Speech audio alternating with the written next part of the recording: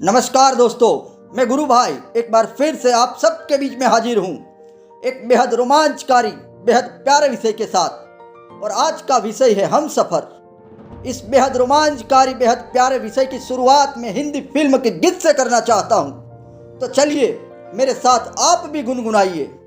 हम सफ़र मेरे हम सफ़र, पंख तुम परवाज हम, जिंदगी का साज हो तुम, साज की आवाज हम सफ़र। जी हाँ दोस्तों, पति और पत्नी के रिश्ते को उजागर करने वाला ये शब्द अपने आप में बहुत कुछ समाये हुए हैं। जब एक स्त्री और एक पुरुष, दो भिन्न स्वभाव, भिन्न प्रकृति के दो व्यक्ति शादी के बंधन में बंधकर एक नए रिश्ते की शुरुआत करते हैं, जो नया रिश्ता उनको खुद को एक नया नाम देता है, पत्नी एवं पति का। समस्त ब्रह्मांड में एक दूसरे की जिम्मेवारी के साथ शुरू होने वाला, बेहद रोमांचकारी बातों से परिपूर्ण एवं बेहद इमोशन से भी भरा हुआ, नए सपने, नया सवेरा लेकर आने वाला ये संबंध दो परिवार के साथ एक नए परिवार की नींव रखकर एक अटूट विश्वास के दम पर खड़ा है। ये नया संबंध हर समाज में बेहद महत्वपूर्ण है। पर अब में जो दो इंसान, जिसमें एक पत्नी है और दूसरा पति है, उन दोनों को मध्य में रखकर सारी बातों को आपके साथ आगे लेके चलता हूँ। दुनिया जिन्हें प्यार का पर्याय मानती है, ऐसे भगवान श्री कृष्ण कहते हैं कि संसार में पति पत्नी का संबंध सबसे बड़ा संबंध माना जाता है और शायद इसे कोई ठुकरा नहीं सकता। सप्तपदी से लेकर 7 जन्मों तक दोनों एक दूसरे के साथ जुड़ जाते हैं, एक दूसरे के अर्धांग बन जाते हैं, अर्थात अर्ध अंग। क्या आपको उसका मतलब पता है? इसका मतलब है अपना समस्त जीवन किसी के साथ बांटना। किंतु क्या संसार के सारे पति पत्नी अपना समस्त जीवन एक दूसरे के साथ बांट पाते हैं? क्या इसके लिए सभी तथ्यों मिल पाए हैं? नहीं। अपना जीवन और के साथ बांटने के लिए मूल रूप से महत्वपूर्ण बात है स्वीकृति। सामने वाला व्यक्ति वो जैसा है वैसा स्वीकार करना, उसकी अच्छाई को भी और उसकी बुराई को भी संपूर्णता रूप से उस व्यक्ति को स्वीकार करना। तभी तो ये संबंध आगे बढ़ेगा, तभी ये संबंध और भी मजबूत एवं सुंदर बनेगा। चाहे ये संबंध प्रेम का हो या पति पत्नी का, स्वीकृति तो आवश्यक है। एक दूसरे के दोष ढूंढना और उसे गिनाते रहना, ये केवल और केवल एक ही कार्य करता है, वो है ये सुंदर संबंध का नाश करना। पर इसके बदले में होना ये चाहिए कि एक दूसरे के दोष समझकर उसे निराश हुए बगैर, उसे गिनाए बगैर उस दोष को दूर करने का प्रयास करना, उस दोषों को उसकी शक्ति बनाने का प्रयास करना चाहिए। अगर समस्या बहुत बड़ी हो तो मेरा मानना है कि किसी भी समस्या को नज़रअंदाज कर देना उस समस्या का हल नहीं होता।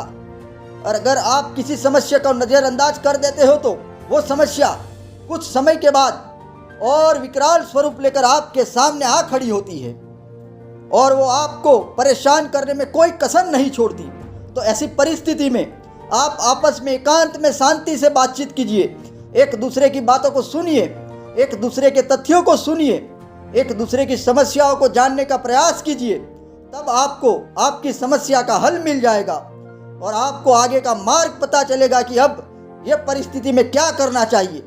तो स्मरण रखिएगा कि अगर समस्त जीवन साथ बिताना है तो हर समस्या में भी आपको साथ ही रहना होगा। अक्सर मैंने लोगों के मुंह से सुना है कि पति और पत्नी को एक दूसरे के साथ जीने के लिए समझौता करना पड़ता है, पर मेरा मानना है कि एक दूसरे के साथ जीने के लिए समझौता नहीं, पर एक दूसरे पर अटूट विश्वास, भरोसा होना जरूरी है। और मेरा मानना ये है कि ये सत्य है। इसी का नाम भी मैंने इसीलिए हम सफ़र रखा है। दो भिन्न प्रकृति के लोग, दो अलग अलग माहौल, परिवार से जुड़े व्यक्ति शादी के बाद एक ही मंजिल के मुसाफिर बन जाते हैं। आज के समय की अगर बात करूँ तो छोटी छोटी बातों में शादी जैसे पवित्र संबंध टूटते जा रहे हैं। लोगों ने आई लव यू और आई मिस यू शब्द को बहुत सस्ता कर दिया है। अगर सही में इस पवित्र रिश्ते को एक हम सफ़र बनकर अंत तक ले जाना चाहते हो तो आपको दोनों ओर से एक दूसरे को सम्मान देना होगा, एक दूसरे को सपोर्ट करना होगा, एक दूसरे की केयर करनी पड़ेगी, तभी तो आप अंतिम मंजिल तक पहुंच पाएंगे। पति और पत्नी का रिश्ता इतना महत्वपूर्ण क्यों है और क्यों मैं आज ये हम सफ़र जैसे विषय को आपके सामने लेकर आया हूँ, इसे समझाने के लिए मैं आपको एक कहानी सुनाने जा रहा हूँ। इस कहानी में मुख्य पात्र है वो स्त्री है, पर मुझे सुन रहे पुरुष वर्ग से मेरी नम्र अपील है कि आप सब लोग इस कहानी में खुद को मुख्य पात्र समझकर सुनिए, तभी तो आप लोग पत्नी एवं पति के रिश्ते का महत्व समझ सकेंगे। स्त्रियों के लिए आयोजित एक कार्यक्रम के दौरान उस कार्यक्रम के ट्रेनर ने सभी उपस्थित सभी पार्टिसिपेंट से कहा, आप में से कोई एक पार्टिसिपेंट यहाँ स्टेज पर आ जाइए, हम एक गेम खेलेंगे। तो उसमें से एक लेडी उठकर स्टेज पर गई। ट्रेनर ने गेम के कुछ नियम समझाने की शुरुआत की। ट्रेनर ने कहा, आपके ऊपर कोई भी दबाव नहीं है, आप अपनी सूझबूझ के साथ मेरे पूछे गए सवाल के जवाब दे सकते हैं, पर आपको अंत तक मेरे साथ ये गेम खेलना होगा। तो उस लेडी ने कहा, ठीक है, और ट्रेनर ने गेम की शुरुआत करी। ट्रेनर ने उस लेडी से कहा कि इस ब्लैक बोर्ड के ऊपर आप अपने 10 ऐसे रिश्तेदारों का नाम लिख दीजिए जिनके साथ आप जीवन भर रहना चाहते हैं, किसी भी हालत में आप उनके साथ संबंध बिगाड़ना नहीं चाहते हैं। थोड़ा विचार करने के बाद उस लेडी ने ब्लैक बोर्ड के ऊपर अपने 10 रिश्तेदारों के नाम लिख दिए। उसमें पहले था मम्मी, दूसरा था पापा, तीसरा था भाई, चौथे पर था बहन, पांचवें पर था भाभी, छठा था जीजाजी, सातवें थे खुद के संतान, आठवें थे सास, 9 में थे ससुर और 10वां था पति। ट्रेनर ने कहा, ठीक है, एक बार फिर से नज़र कर दीजिए आपके लिखे हुए 10 रिश्तों पर और अब मुझे ध्यान से सुनिए और मैं जो भी पूछ रहा हूँ उसका दिल से जवाब दीजिए। इस 10 रिश्ते में से किसी एक रिश्ते को आपको अगर छोड़ना होगा तो आप सबसे पहले किस रिश्ते को छोड़ेंगे? उस लेडी ने तुरंत ही जवाब दे दिया कि मैं जीजाजी के साथ रिश्ता छोड़ दूंगी। ट्रेनर ने कहा, ठीक है। ट्रेनर ने दूसरा सवाल किया कि अब बाकी बचे 9 लोगों में से अगर आपको किसी एक के साथ रिश्ता तोड़ना पड़ा तो आप किसके साथ रिश्ता तोड़ देंगी? अब वो लेडी ने थोड़ा सोचा और कहा, मैं भाभी के साथ रिश्ता तोड़ दूंगी। ट्रेनर ने गेम को आगे बढ़ाते हुए कहा, ठीक है, बाकी बचे 8 लोगों के बीच में से अगर आपको किसी के साथ रिश्ता तोड़ना पड़ा तो आप किसके साथ रिश्ता तोड़ दूंगी? अब वो लेडी ने थोड़ा और सोचा और कहा, मैं अपनी बहन के साथ रिश्ता तोड़ दूंगी।